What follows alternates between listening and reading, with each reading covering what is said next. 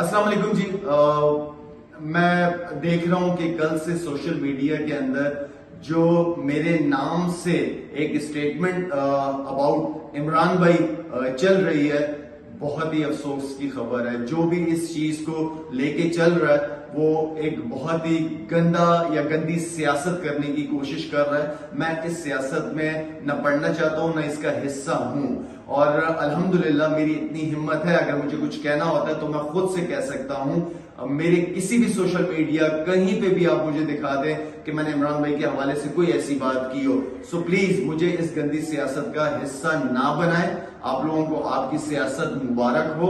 मेरा बिलीव सिर्फ एक किस्म की सियासत है, वो अवाम और इस मुल्क की खिदमत करना है। That's it. Thank you.